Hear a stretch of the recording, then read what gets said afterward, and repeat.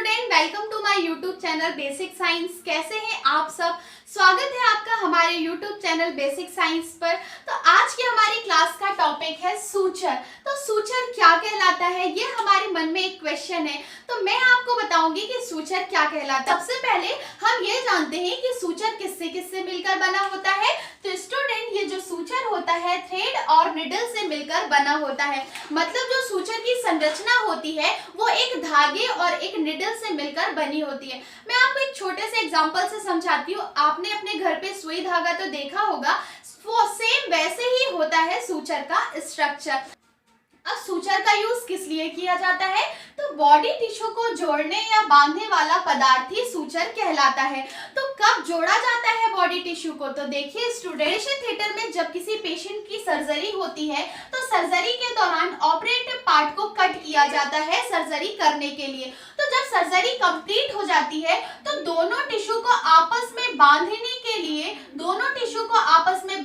के लिए ही सूचर का यूज किया जाता है। ठीक है, तो आपको समझ में आया। किसी भी पेशेंट की सर्जरी हो रही है, सर्जरी के दौरान इंसिजन दिया जाता है, कट किया जाता है। फिर जब सर्जरी कंप्लीट हो जाती है तो जो कट मार्क वाला पार्ट होता है तो वहां पे जो दो टिश्यू होते हैं वो अलग अलग होते हैं। तो उन दोनों टिश्यू को आपस में जोड़ने के लिए ही सूचरिंग का यूज किया जाता है। सूचरिंग ना किया जाए तो वो बॉडी पार्ट खुला ही रह जाएगा, ऐसा नहीं किया जाता है। ऑपरेशन के बाद उन दोनों पार्ट को आपस में सूचर के द्वारा सूचरिंग कर दी जाती है।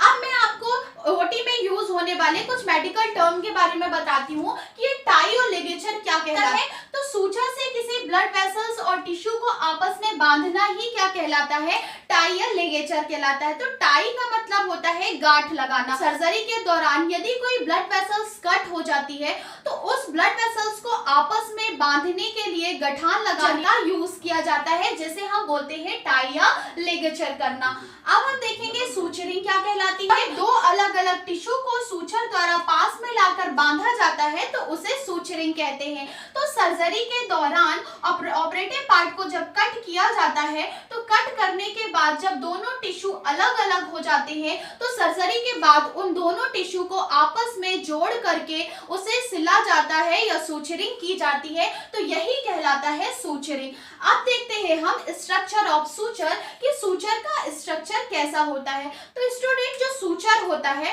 वो टू टाइप से होता है। एक होता है मोनोफिलामेंट, एक होता है मल्टीफिलामेंट। तो सबसे पहले हम बात करेंगे मोनोफिलामेंट के बारे में। मोनोफिलामेंट क्या कहलाता है? तो मोनोफिलामेंट एक ही धागे से बना होता है। मतलब ऐसा सूचर जो एक धागे से बना हो उसे हम मोनोफिलामेंट कहते हैं। अब मोनोफिलामेंट कैसा होता है? तो यह मोनोफिलामेंट आसानी से टिश्यू के अंदर एंटर कर जाता है, पर इसकी जो नॉटिंग होती है, इसकी जो गठान होती है वो मजबूत नहीं होती। धागे को जब हम इंस्ट्रूमेंट से पकड़ते हैं तो ये धागा कई बार टूटने लगता है। इसीलिए इस मोनोफिलामेंट धागे का बहुत सावधानी पूर्वक यूज किया जाता है। फिर हम देखते हैं मल्टीफिलामेंट सूचर। तो ये जो मल्टीफिलामेंट सूचर होता है, नाम से ही समझ में आ रहा, मल्टी मतलब अनेक धागों से मिलकर बना हुआ।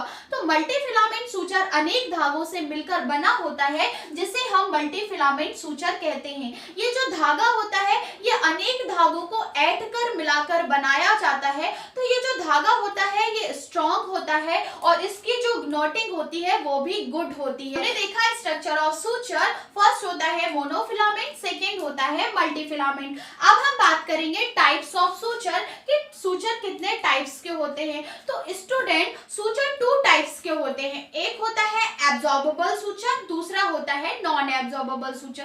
तो एब्जॉर्बेबल से आपको समझ में आ रहा है ऐसा सूचर जो एब्जॉर्ब हो जाए, ऐसा सूचर जो एब्जॉर्ब हो जाए कहलाता है एब्जॉर्बेबल सूचर।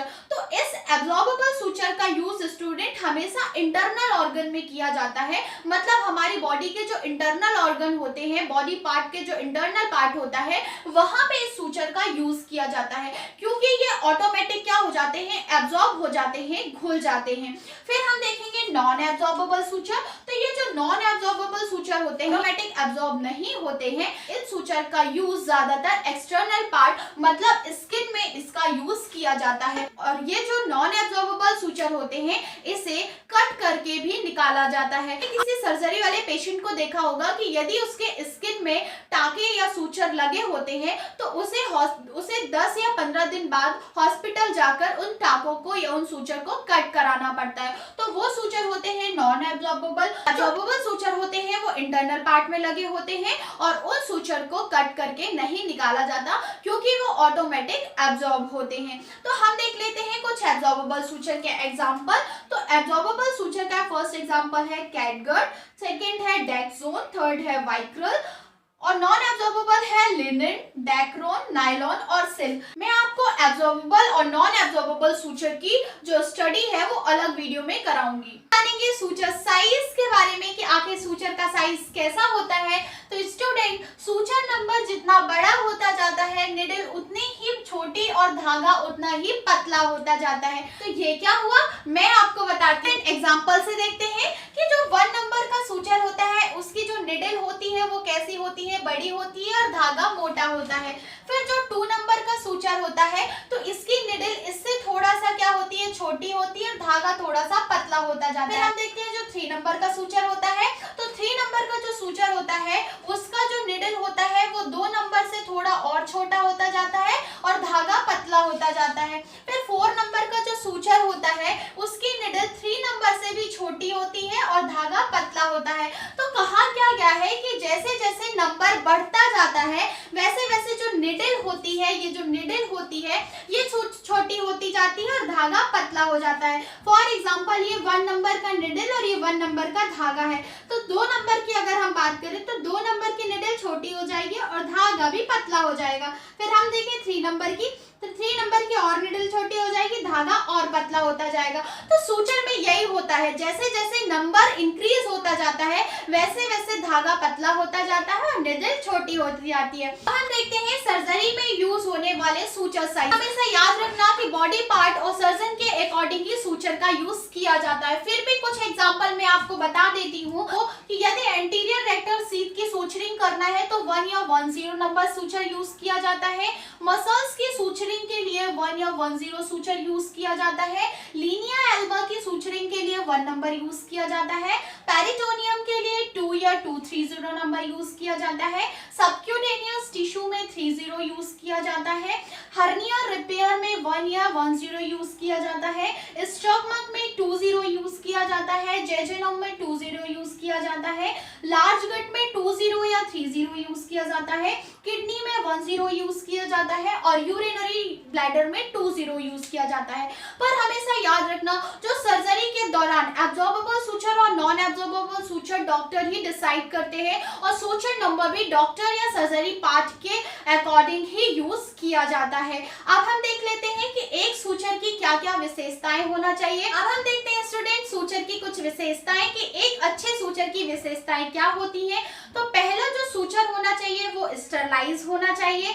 सेकंड अगर हम बात करें सूचर की तनाव शक्ति मजबूत होनी चाहिए क्योंकि सूचरिंग के दौरान धागे को खींचा जाता है। तो जैसे ही धागे को खींचते हैं तो यदि सूचर मजबूत होगा, धागा मजबूत होगा तो वो टूटता नहीं है। इसीलिए सूचर की जो तनाव शक्ति है वो स्ट्रॉन्ग होना चाहिए। नॉटिंग होना चाहिए, मतलब यदि हम गठान लगाते हैं तो वो आसानी से मजबूत गठान लग जाना चाहिए। जो सूचर होता है वो आसानी से टिश्यू के अंदर एंटर कर जाना चाहिए। सूचर का बॉडी में कोई भी रिएक्शन नहीं होना चाहिए और सूचर आसानी से अवेलेबल होना चाहिए। सूचर की कुछ विशेषताएं थी जो आप याद रखिएगा। तो आज की क्लास हमारी यहीं तक। यदि आपको हमारा आज का वीडियो पसंद आए तो वीडियो को लाइक, चैनल को सब्सक्राइब जरूर करें और कमेंट बॉक्स में आप मुझे टॉपिक बताएं कि आपको किस किस सूचर के बारे में जानना है। Thank you.